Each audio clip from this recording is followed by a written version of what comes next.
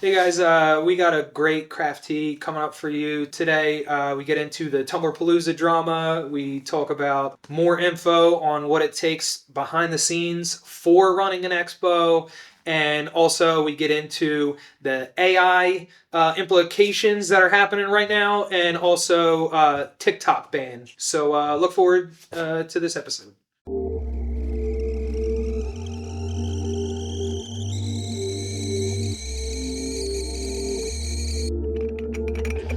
Well, as you can see, we're still having tea.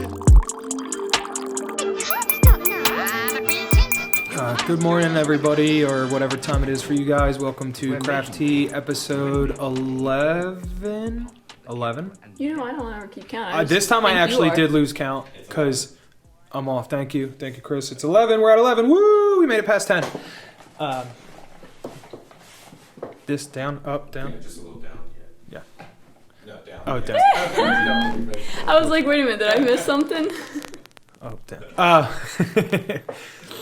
Yeah, I mean, this is a different week than we're used to shooting this. Normally it's on Friday. We just had to... We're in the smack dab middle of what we estimated to be our busiest month of the year so far. So, I mean, you gotta do what you gotta do. We knew it was going to happen. We were expecting March into April to be chaos, and it has been nothing short of. But it's been like good chaos, really good chaos, I feel like. What do they say? In like a lion, out like a lamb?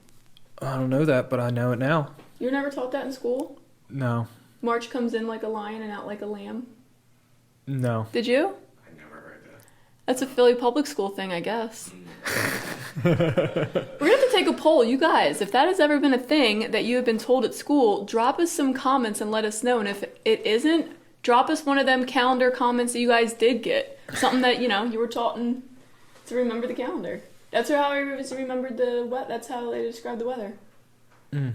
Okay. Hey. I believe you.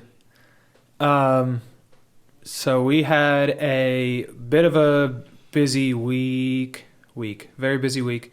I had to travel for some business stuff that we can't even talk about, but I was traveling. That's exciting. And then we have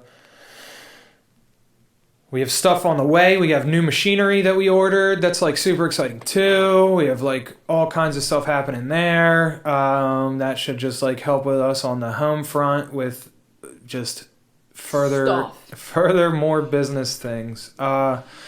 We had a class, the first class over the weekend. And that was like really awesome. That was a lot of setup. Chris, you were here for it. That was cool. I know that we're going to have a lot of video for that. Yeah, to set the scene for everyone, we agreed to have these classes, but we forgot that our whole warehouse is exactly what you would think a warehouse would be, like stuff everywhere, and things aren't where they're supposed to be, and half boxes, and crap from our house. So we had to get it all cleaned out, and we did it so good. Yeah, honestly, and then we say this stuff almost like at home too, that like having family parties every now and then is almost a necessity because it holds you to that like higher tier of getting shit ready. Everybody straighten up and you have a routine of straightening up. Maybe some of it's more hiding shit than actually straightening shit up. But like when people are that's across really the board. coming, I don't believe anyone doesn't do that. I know that everyone has that family member that opens drawers and like. You're like, yo, hey, what's this closet look? There's no need for you to go in that closet. That is the please don't open closet. That is the I don't know what the hell's in their closet. You know what I mean? Jason was talking crap on me for cleaning out the laundry room. He's like, no one's gonna go in the laundry room. I'm like, can I just have a clean laundry room, please? But in our house, like that's the side you have to go through it at the time they get to Alex's room too. And you're not wrong with my Aunt Patty. I'll call her right out. My Aunt Patty was walking through her house. She's like, I just want to see the house. And I get it too, like having new family members. We've been there a few years now. We just haven't redone the laundry room. But even some of the house they've never seen. Uncle Johnny'd never been to the house and stuff. So like Aunt Patty comes to the house and she's just like, first thing. Can I see the laundry room? Can I see the nursery? Can I see the bathroom? I'm like, oh my God, please stop. So yeah, I mean, it was like that, except with people that I never met, and I'm like, and I know, on the outside looking in, it's genuinely interesting. Like, my house is not something perhaps that you are drawn to looking behind and searching and like actually going through. But like a warehouse and like a glitter warehouse, sure, that's a little more like, I want to know what's behind door number 2. You know what I mean? And we have a lot of door number 2s and 3s and 4s. 17. There's a lot behind them doors, but way more organized than it's ever been. Yeah, super excited about that. I'm so excited. The fusion room is super exciting. What's been going on with that? I like themed rooms, you guys. I really like having a theme. I really like having accessories. Even this room started it, I think. Like really started. I know we started redoing rooms like probably 4 times since we've been But here. this would be the But really like the push to get everything motivation. and like going. I think it was like this room. I'd say so, because this is a completed room, and before that, we were just kind of like doing what people could see. Yes. Uh-huh.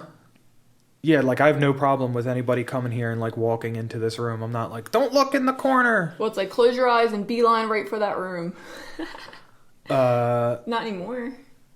We have, ironically, the least prepared room is the craft room, but that's just like, I It's feel like that's an craft room. almost impossibility. It's not gonna be impossible, but like every time you get the time to get it straightened up, get to a level straightened up and stuff, and then it's time to actually craft, and that is not a clean activity.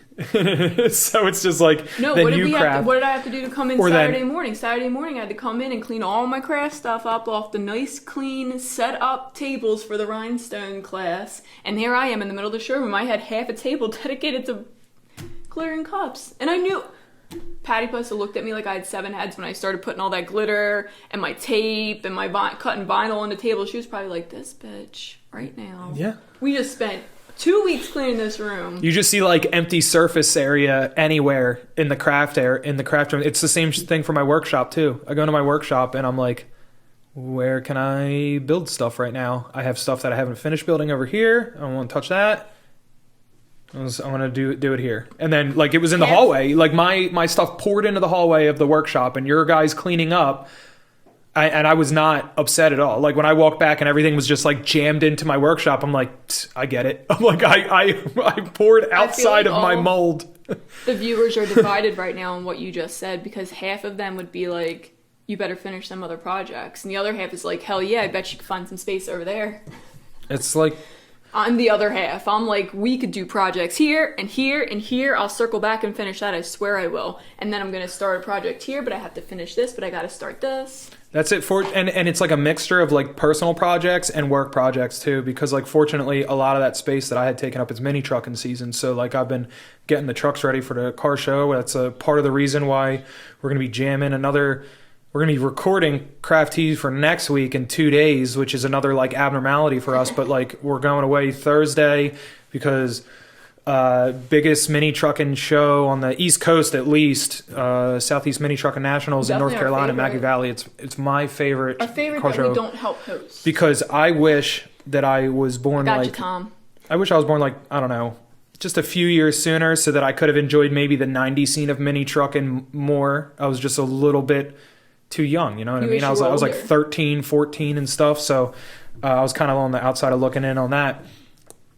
And now that I can afford, you know, the trucks and to go to things like this, it's not as prevalent as it was, but like it's almost like a blast from the past. When you go down to Maggie Valley for mini truck and nats, they take over the whole town. The cops shut the roads down. It's you have so much full fun. reign of the entire thing. And If anyone's in that area, check out Mini Nats. it's and, the it's a great time. best weekend. But anyway, that's what I was working. I was working on building center consoles and building all this stuff, and then really like good, too. I got to do that and then pivot, because then it's like, oh, well, we got to get back to running the glow forge to cut the acrylic blanks for the sub box, and then I got to be wary when I'm running that too, because maybe somebody's recording. If Sarah's recording, It's I don't want loud. the machines going like ring ring ring in the background the whole It's time. not even that. It's that filter thing. Yeah, it's because I don't have Like a car engine. I'm not near With no muffler. outdoors to vent it outside, so I have an indoor filter, so it's just like the whole time. You know that was pretty accurate? Yeah. Just louder. I thought so. Yeah, I didn't want to become a human fan. So we'll be gone again from Thursday till Tuesday, and I'm freaking out because there's so many things I want to do. Of course. But this time, not so many things I have to Right. do. Mhm. Now it's so many things I finally got some time, but really I don't, and I want to do things. Yeah, and there's a lot of things that we got in motion that you just want to finish. Like, as much as the showroom's in like a better state, it's not in a finished state. Like my workshop's in a better state, it's not a finished state. Same thing with craft room, the shipping room, etc. And so we're chipping away, and it's really happening, and I like it. And it's nice that the event went like really well too. That's why I don't want to I know that it was a whole lot of conversation that led around it, but We had another glitter seller in the building. I know Mrs. Nola came, Rachel. Everyone in the warehouse was freaking out, including me a little bit. I know you guys can understand that. Another glitter seller in your domain. I wasn't sure if I was ready for that. We even said it out loud, and I said it to Rachel. Like, I didn't know Oh, yeah, of if I was course. ready to have you That's the in thing. my area. As soon as the ticket was sold, Sarah just like turns and she's like, Well, she told me, she was like, guess what? I'm coming to your warehouse. And I'm like, huh? those are the things that you don't. Those are the things you don't account for when you open your warehouse up to a live event. You don't necessarily expect. Yeah, I'm like, you mean like New Jersey? You're going to the beach? You hitting up Wildwood? Like, where are you going? Where do you think you're going to be at? But I think that honestly, Rachel might be one of the only people that would be like, I don't even want to use it like brazen enough to do that, but it's not even like it was a negative thing at all. Is a really exciting thing. And I think that's the best part, is that she came to take the class and to hang out, and it was really nothing more than that. And she proved that, you know what I mean? Like she made it so She was it was very like the most over the top respectful. yeah, it was the most like respectful stay I think that anyone could have. If you have we are competitors of each other. Like we're absolutely competitors. We sell very similar products to each other, but we're like also peers too. And I enjoy that we were completely able to have an experience like that. And it also brings up another topic that I know we've been talking about for a little while, but Rachel, I always just call her Rachel Nola. I feel like we all know her by Rachel Nola, Mrs. Nola, we all know who we're talking about, was actually like an idol of mine when I first started in 2017. Like she was one of the OGs, and I would watch her all the time. I'd watch all her lives, and then she started selling glitter, and we're still cool, and then I started selling glitter, and it was like dead to me. You block, but that was everyone everywhere, so it really sucked. And then me and her had some drama, which we actually got to talk about later on down the line, and it turned out we hated each other for no reason, which I'm sure a lot of you guys are out there hate each other for no reason. You don't even get the chance to find out. So it was really cool that we've been able to talk through some of that stuff and become, decent friends through it all. Because she is still a person that I love watching live. I stumbled on one of her lives, and I also didn't know why it was on my timeline, and she cleared that up for me and reminded me it was in the Misfit Makers group.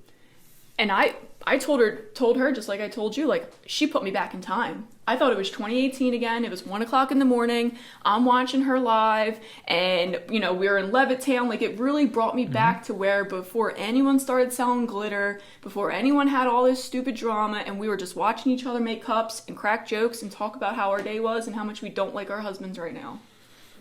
That's like the irony is the animosity that happens within these spaces, and we're all like have the most in common, and we end up like hating each other over it. It's like weird. It's like really weird. Well, But we all went through stuff, and a lot of us grew, and we have been showing our growth because a lot of people right now are friends that didn't used to be friends too, and it's a beautiful thing if you ask me. It's great. I love it. That's you can travel and craft together. You can travel and craft together. Because don't want to skip over who I was gonna say sorta, actually kinda had the class was Crystal Ninja and Kelly Defries, and that was awesome too, because Kelly's story is like insane. I said that I wish that she had more time in town so that we could have had a chance to talk to her. So I said I want to get with Sara and see if either we set up on the phone thing like we did with other guests, or if she's coming, we can get her to come back where it's more of a like personal trip and not strictly business, or has more time, something. But Kelly's story is like so interesting. I agree. And I don't even want to start to try to tell it because it's like pretty amazing, and she's been doing this for a very long time. And so look out for that on an episode, that's for sure. Yeah, but the class was awesome. If anyone is interested in blinging anything, Kelly is the source for all your information. She is the godmother of this blinging sensation. So I definitely want to circle back to the classes because we're having a really cool class in 2 weeks, but I'll get carried away with that one. Speaking of traveling and crafting, it sounds like some people are not traveling and crafting right now because I wouldn't say some, just one bigger convention just stopped. Yeah, the expo thing, right? So the Tumbler Palooza seems to be firing up a lot of drama, and I'm surprised that I haven't heard from the owners. Like, not me personally, that no one has heard from the owners at all. I'm still pretty sure that no one has. Coffee. Ding, ding, ding. Thank you. Much appreciated. I like that you just said enjoy, too. We're gonna mic them up next time. Mic up me shaking my shaken espresso. The term shaken, kind of really implies that this thing would be homogenous, yet it is not. These expos are definitely popping up like wildflowers these days, and I'm not upset about it. And actually, I think it's really cool because there's too many amazing content creators that can be teachers. There's too many amazing vendors that could vend at them, and they can't afford to go to this state because it's too far. So now this one's closer. Like, I think this is a beautiful thing. However, I think most people have jumped into this before they really realized how much work truly went into this. Yeah, there's nothing wrong with hosting or planning live events or anything like that. Absolutely not. TumblerCon totally absolutely paved the way for this, and as soon as TumblerCon, after that, when the pandemic was ending, you remember, I was like, we should have one. I called Nikki right away. I'm like, we should do this. We were the second one out to, announce that. CultureCon got into the middle, and that was fantastic because that was another good entrance way into these, hey, we could see each other in person again. Mm-hmm. Like, we're allowed to stand in the same room.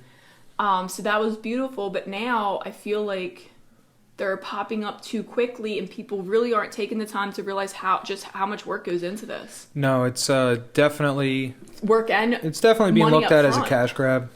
Like, it's being looked at like a cash grab, and it kind of like annoys me a little bit because it takes like so much work and time and effort in the back. And then the ones that are hosting it, especially when you just like rip the cord like that and then hide anything and to try to like save face or whatever the fuck, I don't care. Like, you can't just save face. Like, if you fucked up and you failed, then you fucked up and you failed, and you come out and say, yo guys, I fucked up and I failed, and here's your money back. And if you have to dip into some of that, it's nobody else's fault but you're necessarily for failing. And then especially then you put all the specialists in a difficult position because when you have the teachers push tickets to their people, especially like you use anyone that has, like, let's say a Patreon group, and so the people are dedicated loyalists to your brand. If I'm a teacher, I'm loyal to that teacher.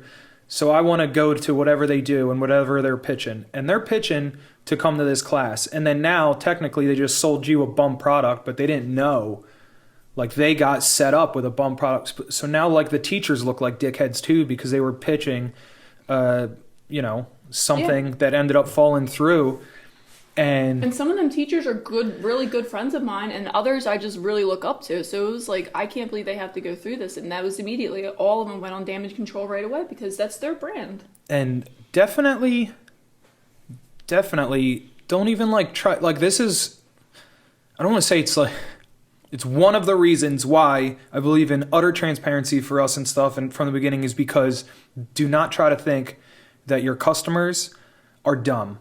Like, don't even try to think that, because, like, how many Netflix documentaries have you guys seen that literally shit is getting solved by people bored sitting in front of their computers more so than fucking law enforcement these days, because they have the time and the dedication to put into it, especially if you burn them personally where it matters most, which is genuinely the wallet. So if you fucked with my money and then you told me that it was somebody else's fault, I am going to check receipts and make sure that it was that person's fault because I need to yell at them. I got to get it off, but It's human nature to be angry and want of to course, direct that somewhere. especially when it has to do with money, man. Especially. It's like that drives me nuts. You see a actual change in my demeanor when money's involved. My demeanor is. One of the crazy things also about this is that this is not this convention's first year. This, as far as I know, and granted, I don't know every single convention and the start date and everything, but as far as I know, it was one of the few that started pretty early. And the feedback that I'm getting from last year is that everyone had a great time. A lot of people that bought tickets to this year's Tumbler Palooza bought them at Tumbler Palooza last year because they were having such a good time. And that was crazy for me to hear because mostly right now, I'm hearing that people did not have a good time at these conventions, at some of them. It's like, oh, it was just like a bunch of crayons on a table and I wasted my money, Sure. But people had a great time last year. I didn't hear that anyone had a bad time. Granted, I don't talk to that many people about Tumbler Palooza. But I don't know what they're going to do to get their money back because those people bought it almost a year ago now. They just shut the website. I still can't believe that they just shut the website down. I am convinced that people think throwing these conventions is setting up a website, picking out some huge, really popular cup makers and having them sell the tickets for you, and then sending bulk emails out to everyone that sells a product and asking for that product for free so that you could sell the product in a big bag and make a shit ton of money. And that's not at all what behind the scenes looks like. Nope. Free stuff actually comes very rare, and when we do get the free stuff, it's not free because I work my butt off to make sure that they get the advertising that they deserve for donating. Yep. You know what I mean?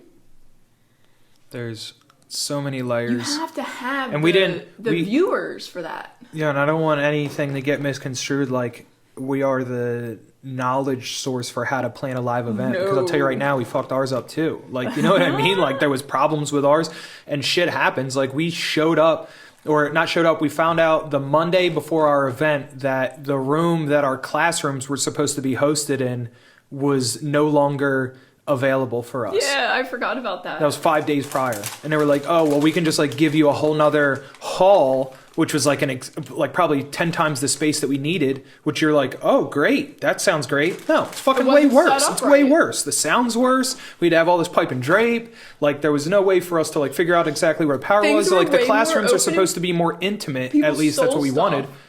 Oh yeah, we had because everything was open now. We literally found an old lady that was walking around behind the curtains. That is absolutely not an accessible place for people, digging through boxes. You know what I mean? Like, there's no reason to be at an expo digging through boxes. That's not we're not building playhouses here. So I don't understand what was happening there. But yeah, man, it sucked. Like, it made it confusing, and people were like, oh, the noise was canceling out some from the stage to the classroom, and that wasn't our fault. You know what I mean? Like, we did the best we could. That's why we positioned the classrooms to be like horizontal in that room, because we were hoping the sound would at least move in a separate direction than it was with the stage. It's just a big echo area. Yeah, and it's just like, no matter what, you're in a giant room and you're just hoping that pipe and drape can break up sound. Yeah, good fucking luck. So, and we couldn't control it. It happened. No. So we did our best, you know. A lot of the things that people had complaints about were things that we couldn't necessarily avoid, like that, you know, the noise and stuff. But you take everything that into consideration and learn from the year before and stuff, and maybe what other people have done, and see feedback from what's happening with that. Asking her for help. I'm constantly calling Nikki all the time. Can you help me with this? What should I do with this? What would you do if this was this? Mm-hmm. Because it definitely takes a village to do the expo thing, for sure. And I think some of these people just got in a little way too over their heads. But I would be lost if it wasn't for TumblerCon, and I'm so grateful that Nikki helps us, that, you know, we're friends and stuff. But if I didn't have that, I don't know what I would, you know what I mean? I don't know who I would go to after that. Yeah. Anyway, shameless plug. With that being said, Great American Craft Expo, in August. 11th. Thank you. I don't want to to sway anyone either from hosting their own expo or sound like I'm talking shit about anything, but like this is a serious thing. You're taking a lot of money from a lot of people. Like these tickets are not cheap. These tickets for any given expo is $300 and up, and $300 is not seen that often. Usually these tickets are like $400, Like $500 to $500, $600. People are selling these tickets before they actually have anything that they're going to put in the swag bags. Yep. So you have to really make sure, and again, this is not talking shit on anyone. This is not saying like the glitter guy's the best in the whole world. I'm just saying like you have to be prepared if things go wrong. And last year, another example of things going wrong with us was that we didn't get the paints backfired, the apple barrel paints. They got whatever with plaid, and we couldn't get them from plaid anymore, and we needed those two particular colors, me and Patty. Yo, that was a nightmare. Me and Patty about went that. to every Walmart between like Trenton, New Jersey and Wilmington, Delaware, because she's down there grabbing 2, 6, 7 little tiny paints at a time at full price because we couldn't get them. You guys were sending me if I went anywhere near Walmart. Look for Papa Color was the second one, is that when that came, a lot of them were messed up. And I was talking to Mindy, they could get us them in time. Like, it was very to the T if they could get us the replacements in time. I remember going through my own Papa Color, seeing if I could use something and then get the replacements from Mindy afterwards because they weren't going to come in time. Like, it's just crazy. Yeah. This is the stuff that comes up or happens when the expo's like already in motion, and like for somebody else to have like come across this many issues and this many things to pull the plug before like the event even like kicked off, it's like scary. I don't You want have to make that sure to that happen to other people. you have to make sure that no matter what happens, even if something happened very last minute, that you have the time or the money or the resources or whatever it is to replace that. I mean, we were on the other side of it. TumblerCon last year, they didn't get time to go through the 7,000 boxes we sent them full of glitter until closer to the convention because they knew that what we sent was in those boxes. She trusts me, and I really appreciate that. But what happened was the trucking company lost, 6 or 7 boxes? That was 6,000 mini shakers and Nikki called me nearly tears panicked. Like, we have to figure something out. We got her 6,000 shakers in 48 hours, and I don't know if anyone else could have done that. No, because they were mini shakers too, so it was very particular. Out into we had I had to modify my assembly line. Yep, you and Rob. And then you and Rob were like just getting it out. He was sending them through, you were fixing them at the end and putting them right in the box and sending them right out. And that's nothing that I did, that's nothing that Nikki did. That was the trucking company literally losing the top portion of the boxes. Yeah, and welcome to business there. They didn't take any credit for that shit, and unfortunately papers were signed that said that everything was there, and we just had to fucking eat it. So, like, and I wasn't going to bring money up to Nikki when she's already literally panicked over the fact that she's short 6,000 shakers. I was like, whatever, we'll figure it out later. Like, let's just get the shakers out. But it's just one of those things where I took on a very big job. I took on, 30 colors for how many people? That was a huge job that I signed us up for, and no matter what happened, I was going to deliver on time no matter what had to happen. And that was it was not my fault at all. But we take on... But we did it. ...the tasks that we know that we can at least accomplish, and if we can't accomplish them, then like we can accommodate the backlash of failure, I guess. And the backlash of that was monetary. Sometimes it's not people talking shit. Sometimes the backlash is monetary. Yeah, I mean, like I said, the expo stuff, it's generally, you don't really make a lot of money on expo stuff anyway. It's really word of mouth and exposure and branding. I think that was a huge misconception probably by a lot of people, where like, if the economy's on a downward trend, I'm going to pay attention to what the bigger necessarily companies are doing, and I'm going to continue to refer to us as one of the bigger companies anyway. So we started doing expos. Steel Magnolia's doing expos. CultureCon did their expo. World CCDIY did their expo and stuff. I think that people saw it and they were like, oh, okay, bigger guys are doing expos. That's got to be the answer. That's got to be where the money's at. Nope. It's not where the money is. What did we like overall? We're like figuring it out. They did I don't exactly even what think we that did. necessarily.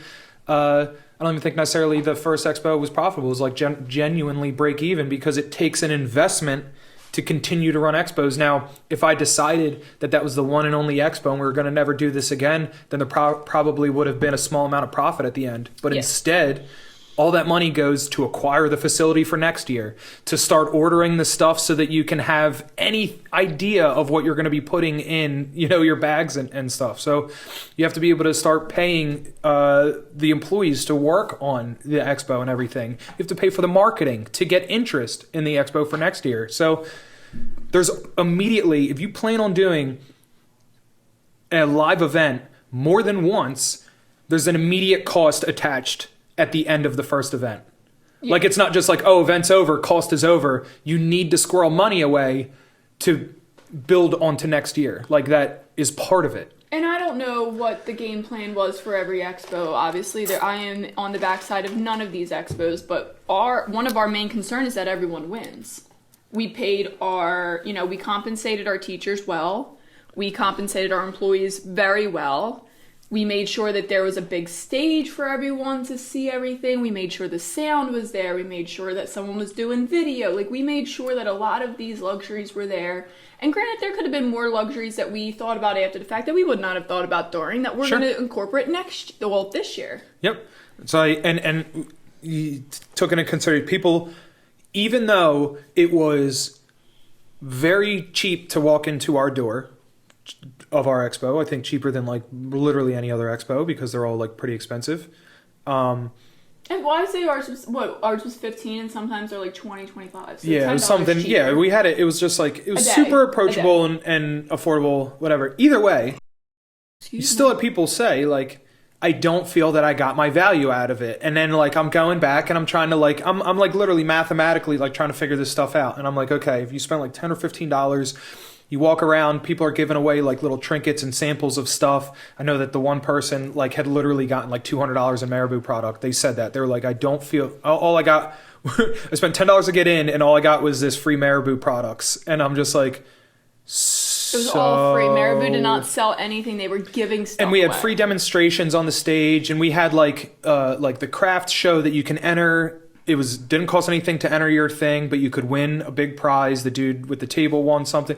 So, but like really, I'm like really sitting back and thinking about it. I'm like, kind of right. You're kind of right. You know what I mean? Like, you did get value, but like maybe it wasn't necessarily enough. Maybe it wasn't, like maybe you wanted to be able to actually craft at any given time without having to spend hundreds of dollars on the class. And I am selling a craft expo. So like, okay. So that's what, like, this year I said it. I was like, I need a space that people can craft at any point in time. I want people to be able to walk in to the expo and feel good about the $10 that they spent, because they can at least know that they were able to walk away with some sort of make and take that I supplied from the expo itself, not to mention whatever you can get make and take wise from any vendors that they might be offering and stuff too. But I'm not on the hook for that. That's whatever they're doing. I want to know that if you spent $10, $15, whatever to walk through my door, that you're going to feel confident that it was worth it afterwards. That's like my goal. So craft bar, just like you said, you're alluding to it. Like the showboat this year, we're walking around it and stuff, and we walked into this room and it's a bar. Like, and I was like, dude, We knew it was included, right? We knew that was one of our rooms. The Diamond Club. And it's just like, here's another one of my, I know I said it before, my ideas, my $1 million ideas that I have that I like to just say out in space and give them away to everybody because I don't have time to execute them. But craft bar is one of the ones that I had for a very long time, right? Bars and stuff, trendy bars around the area are always huge. I just wish I had the money because liquor licenses are so expensive, especially in our area. But a craft bar that you craft at, craft beer, craft bar, the whole play on words thing, and like that it would have a small slew of crafting stuff, and you guys could just go there, sit at a table, maybe it's a round table, maybe it's a bar top, whatever, chill with your friends and fucking doodle, make some origami, drink some beers, whatever. I thought that'd be a cool concept.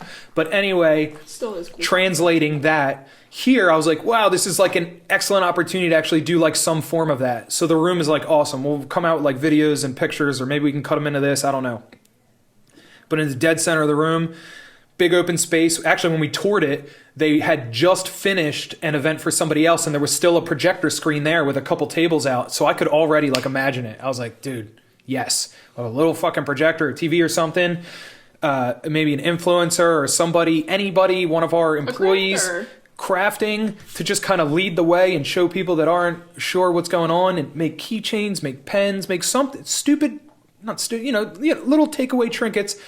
And like I said, there's a full bar in that room. And not to mention that this is on the upper level. So there's a balcony that overlooks the ocean and the boardwalk that you can just walk out on. So you can just very casually have a beer, craft a little bit, and go and take a selfie with like your keychain and stuff, just to FOMO everybody else on your Instagram feed. Like, look what the hell I'm doing right now.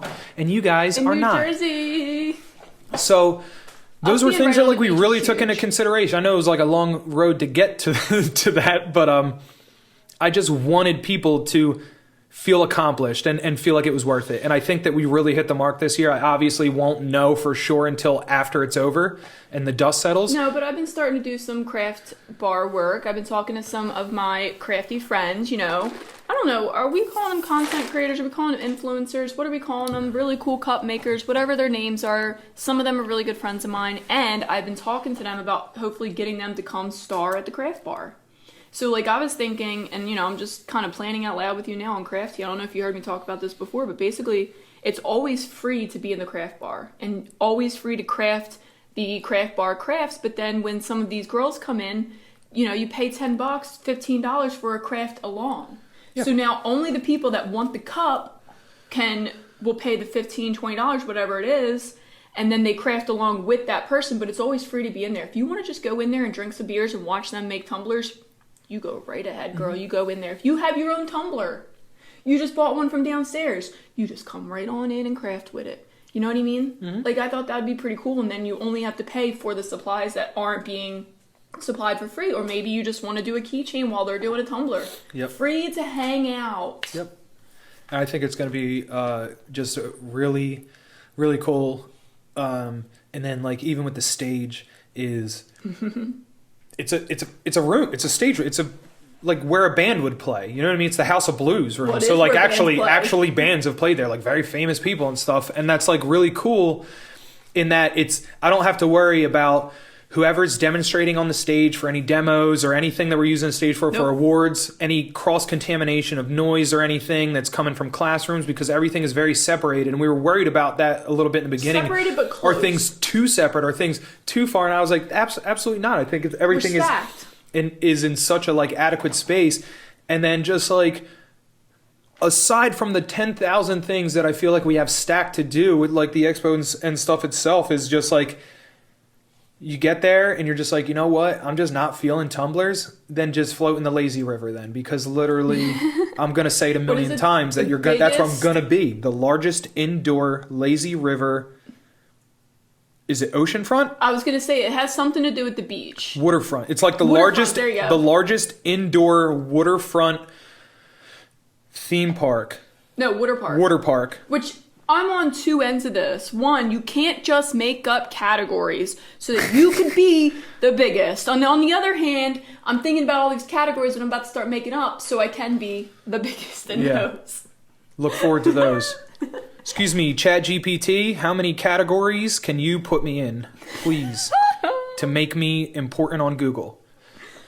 Thank you.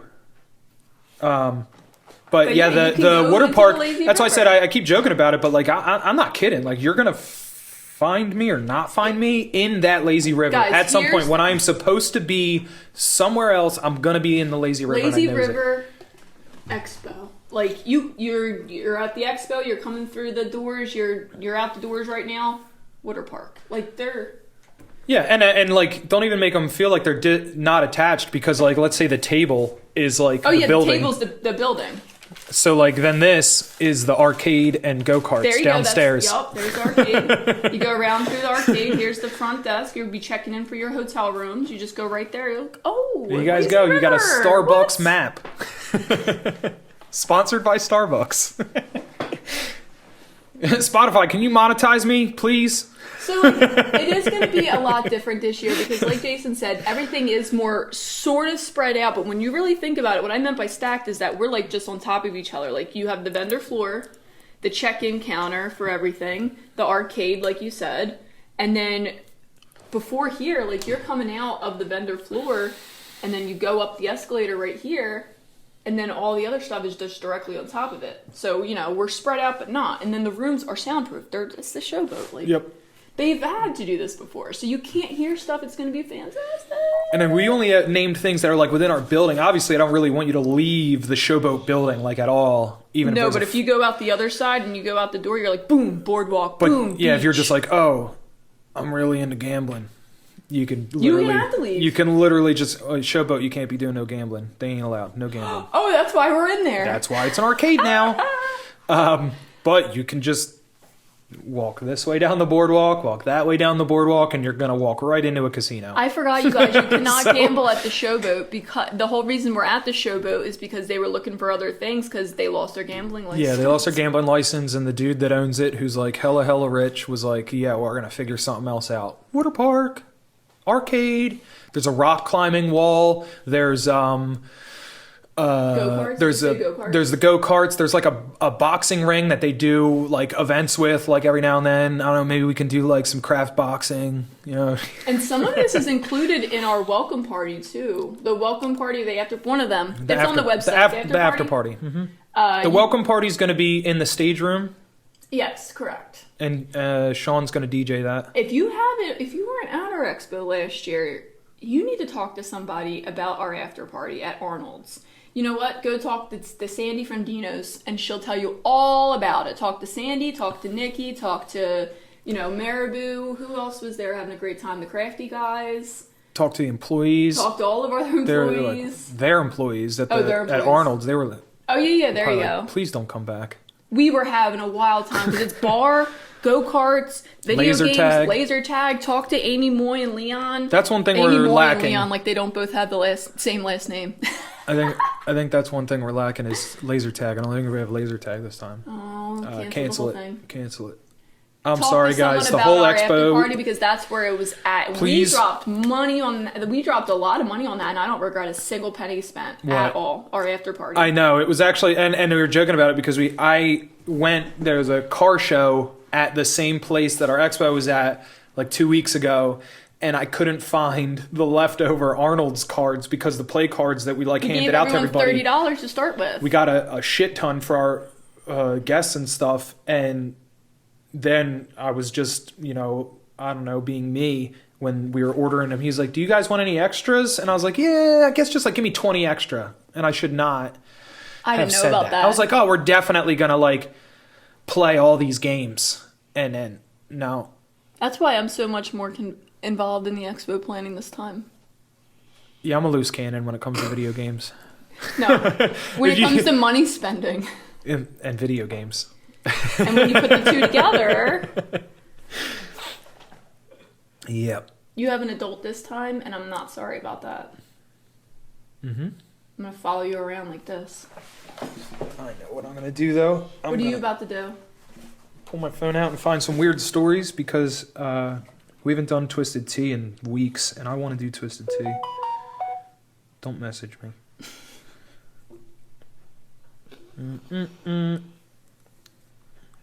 This is the most prepared story. Well, you could just tell Chris to pause for like a second, and then you could find your Twisted He doesn't need to Tea. pause. This is good content.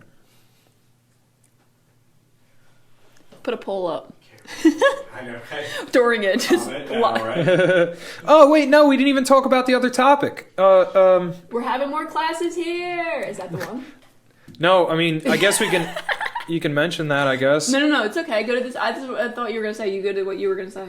No, but TikTok actually banned. Oh my god! Yeah. Actually banned. What is it, Montana, right? Montana. But like, how does that work? They don't actually know how they're going to implement it yet, but I will have roadblocks. You bring out that cell phone and show me your apps right now.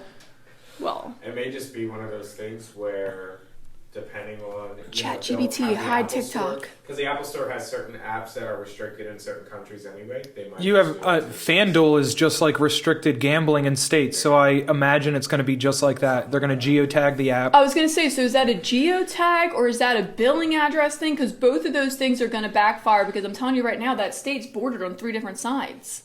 How are you going to say that? Like, what if there's a lot of people that literally live on this side of the state and they travel into it, or... Sure. I mean... Excuse me, guys. I need to know what the thought process was behind you were just like, we don't like TikTok. It's the same, we're going to ban it. It's bad. It's similar with the gambling thing. So, like, before PA was allowing the internet gambling and Jersey did it first, people would literally just cross the bridge, park in a gas station parking lot right across the bridge and gamble. So then it became the point of, like, what's the fucking point of that? They do that now to buy weed. So, like, they're like, what is the point of that? We're giving away all this money that we could be making as a state to these people that are just gonna fucking do it anyway. Now you can do it in PA. So like it's just like they're gonna be spoofing their GPSers. I mean, GPSers. If you can spoof Pokemon Go to catch Pokemon in Japan and shit, I'm gonna tell you right now, you can spoof TikTok. Like you can spoof your phone. Like. I would never ban something before I knew how to ban it, because I will not look stupid in front of you people. That's one thing. I will not look stupid on my own if I can ever, control it. So I'm going to do my due diligence before I ban it. But this guy was just like, ban. Yeah. Figure out the logistics later, but I don't want to see that app on your phone. Yeah. Very interesting. Don't know. Just really don't know how you're going to execute that. I mean, like I said, there's ways that you can attempt to. There's like no way that you can like fully execute. I think it's more of a message than anything. Chris, what do you think?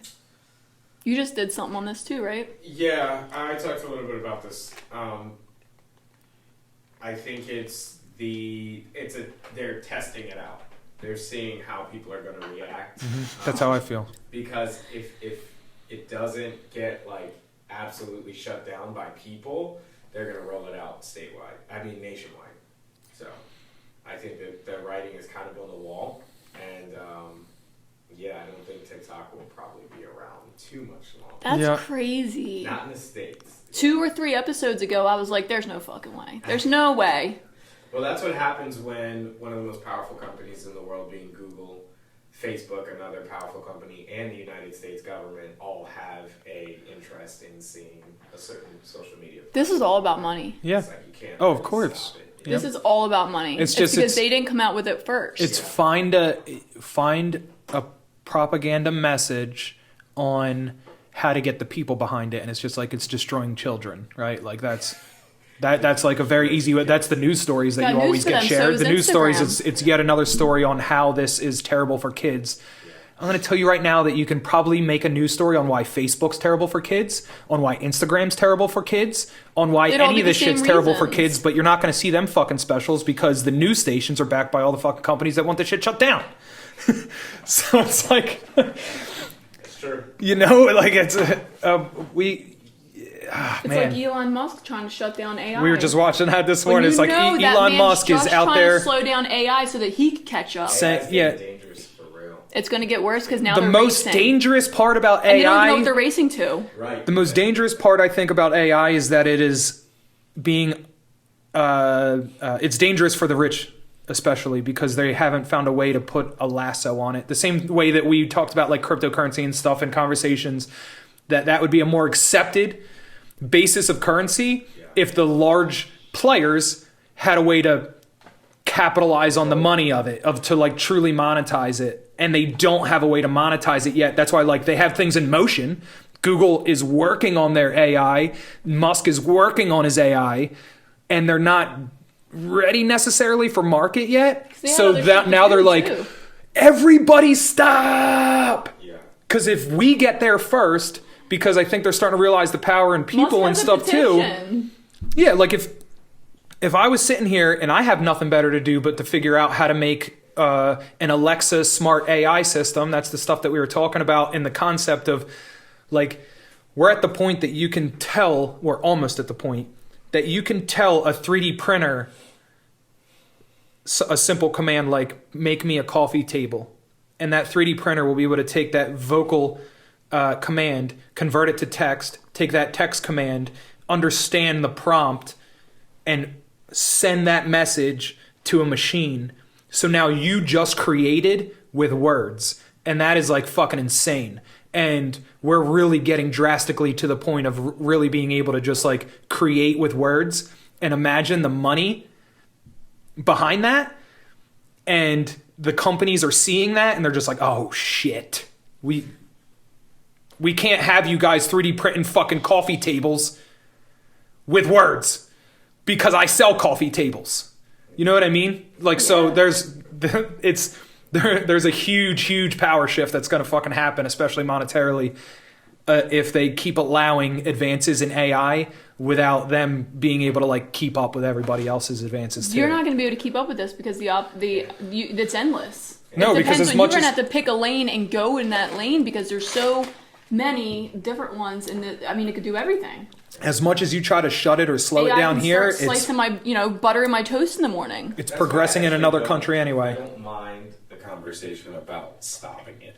I mean, it's like I'm scared. You know what I see this as? Nukes. It's like a nuke. It may be worse. And all the conversations. They said that. That's what they compared it to. It's absolutely. It could lead to a lot more problems. Because think about it. Machines have been taking people's jobs for a long time. The biggest asset that humans have is our brains. No one can think like us. But if you combine AIs with quantum computing, you essentially have. I mean, you already have AIs that are creating music and art and doing all these blogs, creative everything. things. You negate us. I'm not angry at the conversations about, okay, what are we actually about to do? Because it'll take over. We can't actually stop it. And then it can just build things. Yeah. And I also think, okay, maybe if we even just table it until we know how to live independent of all machines. Like if it were to all shut down, do we have infrastructure to keep going? Because otherwise the machines become everything. Or at least And have a that's back what's door gonna built happen. in to be able to shut it down, because we'll probably move towards a Skynet situation at some point, because the inevitability is that a machine only knows efficiency, right? Like that's how all these movies are based. It's just like what's efficient and what's not efficient. Machines are efficient, humans are not efficient. And those are facts. Like you can't, there's nothing like when it comes to numbers and just like realism in the world, they are a well-oiled machine and we are a squeaky fucking wheel. So that's just like the way it is. And if the machines start having the ability to make the decision to cut inefficiencies, then that's where like the purge of the human existence happens and stuff. So So we should probably slow down.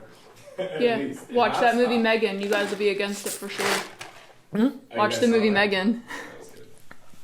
yeah, it She was. went to It protect was. that little girl at all costs. Yeah, that's bad. Don't hurt me emotionally. Yep. Crazy. But the director actually made that movie it was supposed to be a commentary on what happens when kids are raised by technology. So that's actually it's a really good. It's fitting for everything that's happening. That's like a news story. I'm all going the to time now. guarantee you the inevitability of AI nannies and shit is in production. Like, there's no way that it's not. Did you? You already have AI wives and shit in Japan and stuff. I So was like, gonna say that. yeah. I don't know if you guys want to talk about that. It's related to AI. Did you hear that Warner is now? They're trying to get law passed that AIs can't use their artists' voices or any of their tracks, because what just happened over the last couple of days is somebody made a song with Drake singing an Ice Spice song, and then just yesterday a song came out with Drake and The Weeknd, and it's actually like it sounds almost indistinguishable from something they made. So Warner is actively trying to shut all that down. Sean was That's talking AI. about that weeks ago. He said, how long until we're just doing that? He said, I wouldn't be able to tell between their voice and an AI voice, and It's neither here. would It's you. already here. And not only that, not only for the replication of people trying to steal that or whatever, but the inevitability of the artists not doing shit themselves. Like if Drake could have released that AI song and said, guess what I just dropped, and then made all that money off that, and he didn't do a fucking thing. Didn't write a word, didn't go to the studio, didn't do nothing. Just They're said, gonna have to, because just that's typed in some just shit. And you're gonna have studios that do that to circumvent artists that are maybe difficult to work with. But they own their rights to their voice. Think about it now. They already have AI artists. So now if they can generate anybody's voice, it makes musicians obsolete. Because now a label, a bunch of guys in suits in a room. All they need is your face now. And that's all they're using anyway. Have you gone to, there's a website called This Person Does Not Exist. Okay. Oh wait, yeah. It's all computer-generated faces, and they look like 100%. Oh, because they're doing them for the fashion thing. There's oh man, I wish I could remember the handle. She was on the news. It was like the most popular influencer in the world right now is AI. Google most popular influencer AI or something like that. And she is an artificial intelligence. Like I think it's for fashion, maybe. So now brings up the question, the music thing though, to a different level for me. Artists that are deceased, but were owned by a label, what happens now with those contracts? Is that contract still valid? Like, if whoever owned Michael Jackson, right? If they owned Michael Jackson, did they own his voice? Like, can you technically come out with a new Michael Jackson song this year? Technically? They can't post.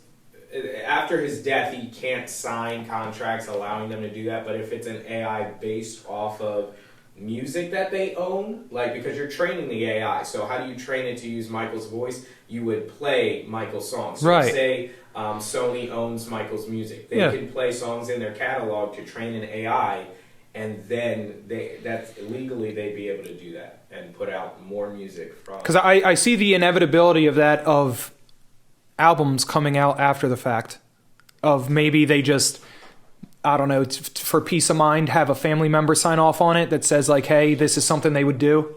But not even. Whoever owns their estate. Own the song, if they own the master, they don't need permission. I'm not saying that they need it. I'm just saying to make it easier to swallow. Like if you're like a Michael Jackson fan, and then the label comes out all these years after his death, and they're like, hey guys, we just released an AI Michael Jackson album. You're definitely going to have a camp of people protesting that. Absolutely. They're going to be like, don't fuck with the dead, but But then you're going to have other people that are like, oh, this is super interesting and stuff. So maybe if you had Tito sign off on it and be like, yo, man, it's cool. and then I'm just, it's just the only right. Jackson I could think of off the top of my head. Not Janet. Not Janet. Not Janet. Right. No. After that honestly, nip no. slip, he was like, you're off my radar. No, not Janet at all. Nope. Tito first. He's the one that got the shaft. Didn't you guys ever watch the special when you were younger? I got news for you. Janet's the only one that I can name besides Michael. I was too young at the time, and then when I was old enough to care, I was on to other things. Your dad was mean dad. Oh, he was the dad. No, Tito wasn't the dad. No. Oh, I'm like, wait a minute. There's no way he's still around. Joseph Jackson was the dad. Joe Jackson. Joe Jackson. I like the way it flows, though. It does flow. Little Joe Jackson. Rolls right off the tongue. Yeah, AI's crazy. Well, now we got a few little history lessons in there now. Even though some people were probably cursing me out, like, you don't know the Jackson 5 by name? Sorry, guys. I know like 2 of their songs, though. I can't find this AI influencer. So I looked it up, and there's too many now. I see. There's so many. I wouldn't even be able to remember like which one she was. And by now, it's taken over. So she must have been the first of like a bunch. There's tons now. There's like, the thing that came up was like first, push that back, would you please? I'm so tired of seeing you hit it. No, I need it up. No, the whole thing. You keep hitting it. And I keep watching. You keep hitting it. No, actually, I don't think that I have hit mine not once. I don't think so. All right, I'm going to read you some Twisted Tea stuff now because I feel like we've made it that far. The AI wasn't the Twisted Tea. That was pretty twisted. That's just like real news right now, which is kind of twisted. All the Twisted Tea you tell us is real. I don't want anyone to think that they're fake. Anyway, all right, here's some real fake news. Spanish climber leaves cave after 500 days in isolation. Wait, say that again? That's almost 2 years. I just want to say that. Spanish climber leaves cave after 500 days in isolation. Wow. A Spanish mountain climber emerged Friday from a cave 70 meters, 230 feet underground, where she spent 500 days isolated from the outside world. Beatriz Flamini, 50, of Madrid, left the cave in southern Spain shortly after 9 a.m. after being told by supporters that she had completed the feat she set out to accomplish on November 21st, 2021. What was she trying to do? She Says she was obliged to temporarily say it. halt the challenge after some 300 days and leave the cave for 8 days because of a technical problem. F said she spent the 8 days in a tent but had no contact with anyone before going back down once the problem was resolved. It was not immediately possible to contact me. Given that there are 509 days between April 14th and the day she started the project, it appears she spent at least 500 days underground within interruption of 8 days. Smiling, drinking beer, hooray. Why did you do this? So did she have 2 years of food with her, or you think someone dropped that shit off? It sounds like the point of it was isolation. That sounds horrible. Oh, this is interesting. In brief comments to journalists, she described the experience as excellent and unbeatable. She then asked to be excused as she needed her first shower in more than 16 months. I feel like that should have been the headline. Like, woman takes first shower in more than 16 months is like more interesting than lived in isolation for 500 days. Her teammates dropped off food and other necessities at their retrieval site and picked up whatever she left there. That's how she did it. They dropped off food and she left poop bags. No, she probably went in the cave. She said she did not even want to come out. That's All what the right. world's coming to. She didn't want to come out. That's how bad the world's We're going. all headed toward Wally. We're all gonna be Oh, goodness isolated. gracious. Isolation. All right, so that was that lady. You got more over there, Twisty? Yes. Oh, this is a local one. I think we know this, but maybe not everybody I that can't wait to listens hear knows it. this. It was on a Philadelphia truck break-in, ends in parking lot dime heist. Oh my goodness. Yeah. Front the Mills. Yeah, thieves may not have been counting on finding a mountain of change when they broke into a truck filled with $750,000 in dimes, but they still made off with a chunk of the cargo and left coins scattered around Philadelphia parking lot, authorities said. Apparently fled with at least $100,000 in dimes, which that number keeps going up because in local news it was like 50,000 first, then I believe 70,000, and now this is saying 100K. But yeah, so there's been a whole lot of truck break-ins and stuff apparently in the local area, and what they do, these truck drivers, they just go and park the truck in Walmart, take a nap, whatever, In before their they truck. yeah, in the truck before they do like a long haul. And Walmart allows truck drivers to park in their lots. It's like an unwritten rule. These guys, I guess, were just really lucky. I think that it said in another story I read about this specifically. Really lucky. They were in on it. They'll steal.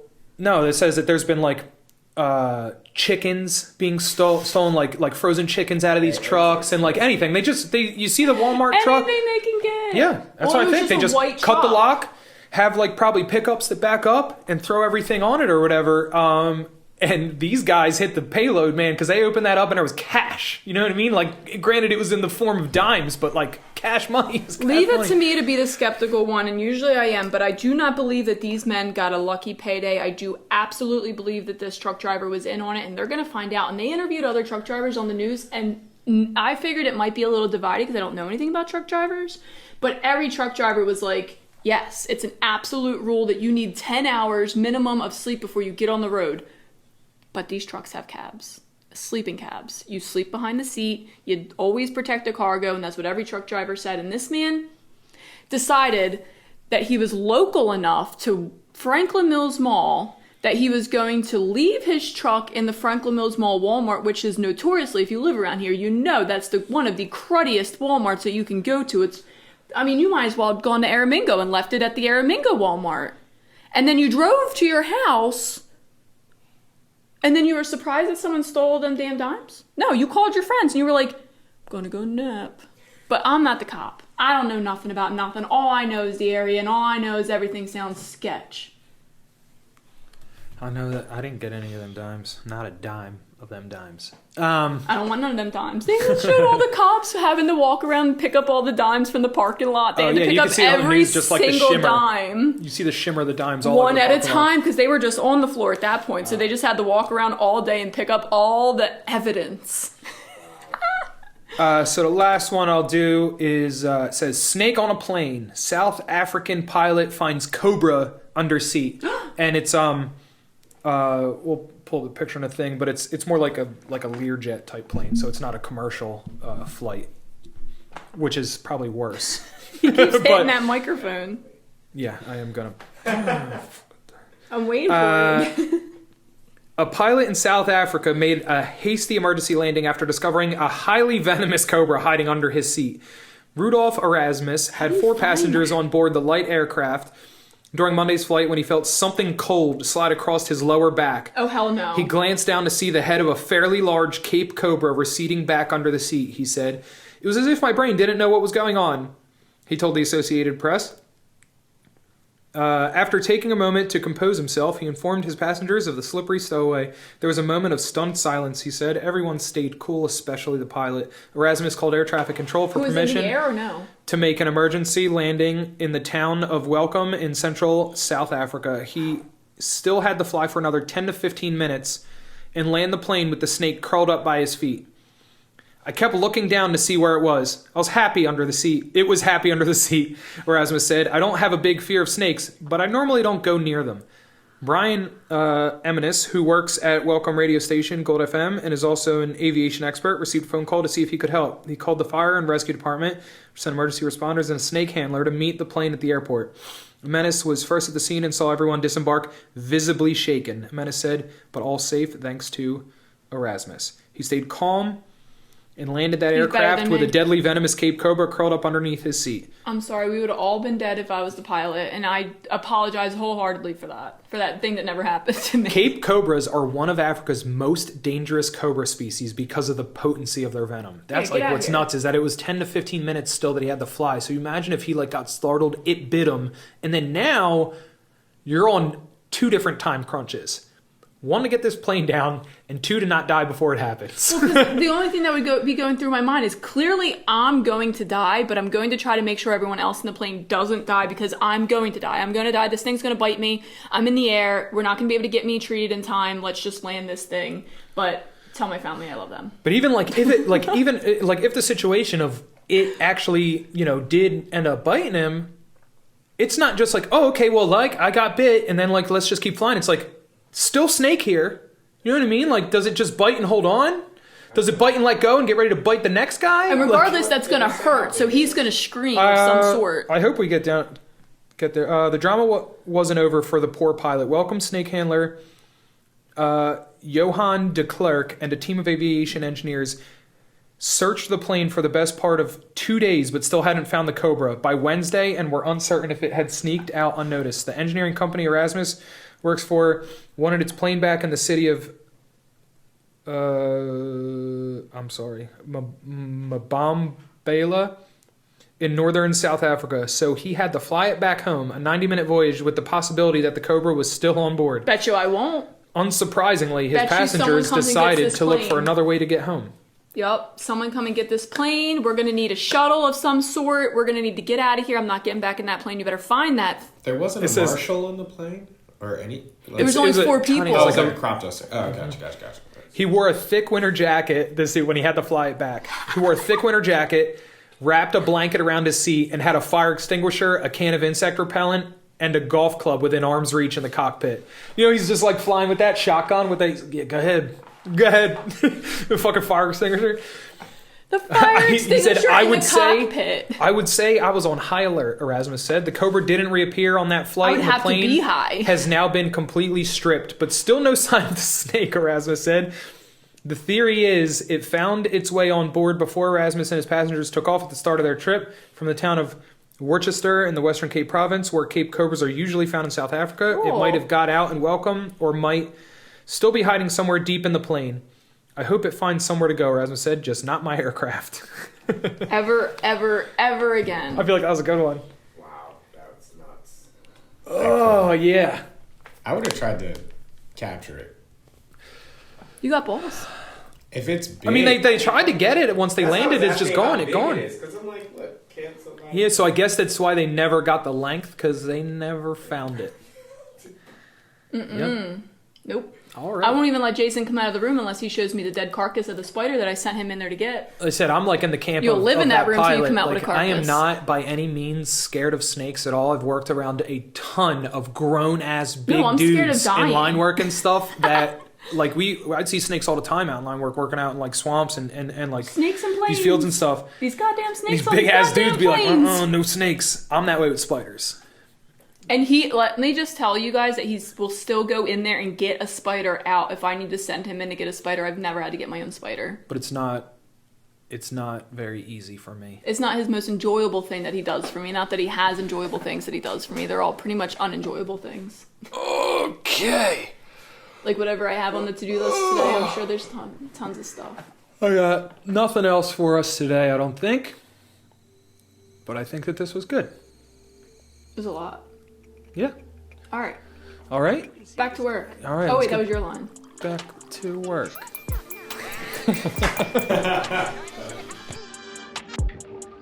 But we're making tea, and when making tea, always bring the pot to the kettle and never bring the kettle to the pot.